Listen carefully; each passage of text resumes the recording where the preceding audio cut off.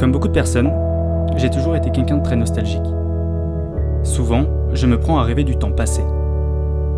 Toujours perdu dans des souvenirs qui, même s'ils ne sont pas si lointains, sont condamnés à errer dans ma tête, sans que jamais je ne puisse les revivre. Un sentiment particulier, impossible à expliquer clairement, car aucun mot ne peut réellement le traduire. Un sentiment qui dépasse la simple mélancolie. Quelque chose de bien plus profond.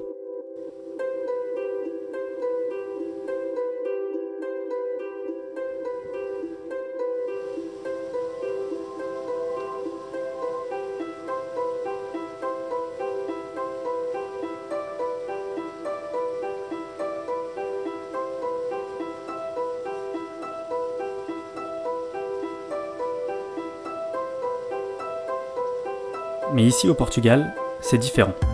Un terme traduit parfaitement cette sensation unique et il n'existe nulle part ailleurs. Saudade. Il est très complexe de le traduire dans une autre langue, car saudade est un mot qui se ressent beaucoup plus qu'il ne s'explique. C'est un manque profond qui mêle mélancolie, nostalgie et espoir. Mais aussi un sentiment très lié au temps, un envoûtant balai entre le passé et le présent.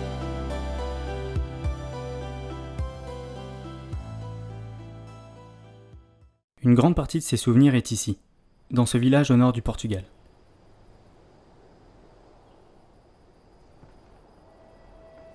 Et même si je n'y vivais pas, j'y ai passé plusieurs mois, chaque année, pendant près de 20 ans.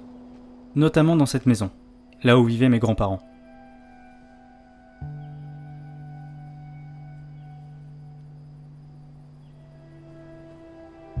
Ces lieux sont les traces d'une enfance insouciante et heureuse, presque éloignée de la réalité.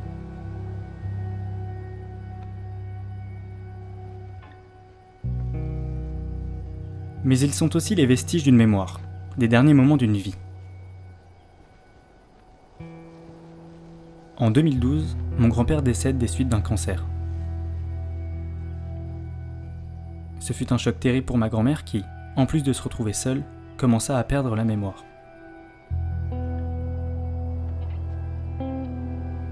Alors qu'elle oubliait petit à petit chacun d'entre nous, jusqu'à son décès en 2018, ces lieux, eux, devenaient les derniers sanctuaires d'une époque révolue.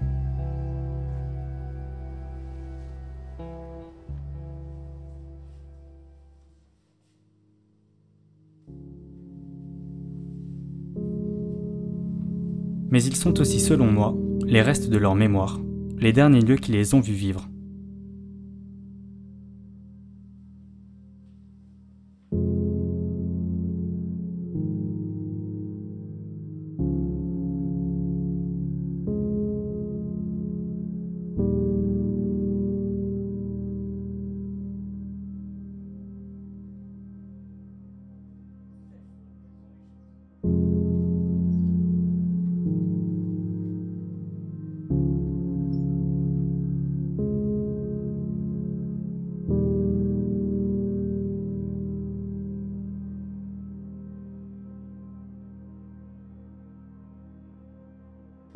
Depuis la disparition de mon grand-père, cette maison fut complètement abandonnée. Plus personne n'y remit les pieds et pour cause, elle se dégrade et la nature commence à y reprendre chaque jour un peu plus ses droits.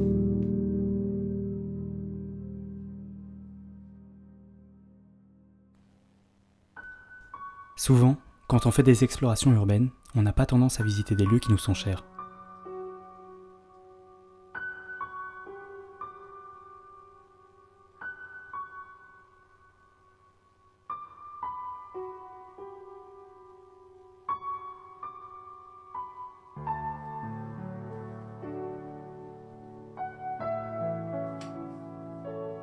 Pour avoir vécu des dizaines d'étés ici, découvrir ces lieux pareillement me fait ressentir exactement ce sentiment de saudade.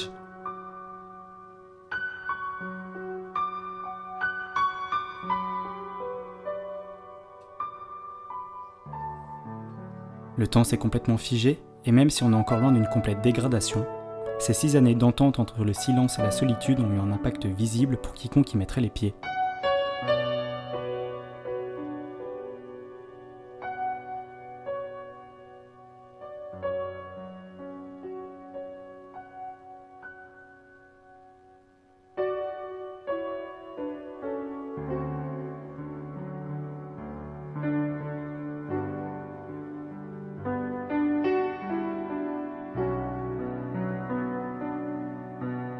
Ici, impossible de ne pas ressentir aussi une forme de sérénité. C'est comme si la nature et le temps venaient s'imprégner de ces souvenirs et les figeaient dans leur propre histoire pour les faire vivre pour l'éternité.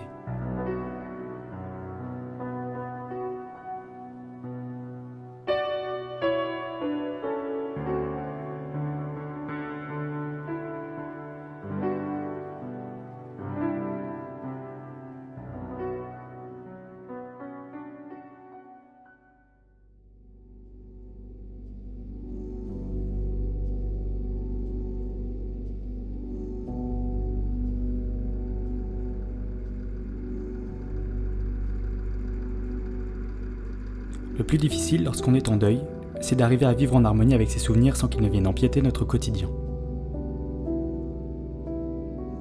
Pour ça, on se rattache souvent à des photos, des objets qui nous sont chers et qui nous rappellent nos défunts. Sauf qu'ici, toutes ces bribes d'une autre époque sont condamnées à être rattrapées par la nature.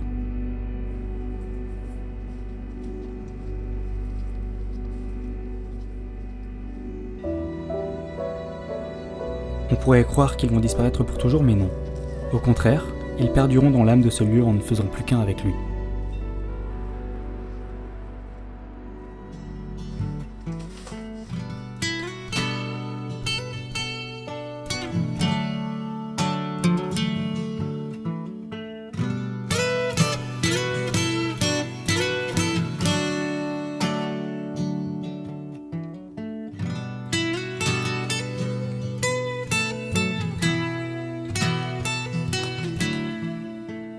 Et cela m'apaise de me dire que d'une certaine façon, le souvenir de leur vie marquera ces lieux pour toujours.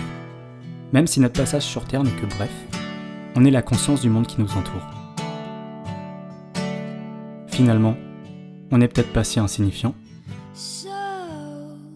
So you think you can tell heaven from hell, blue skies from pain?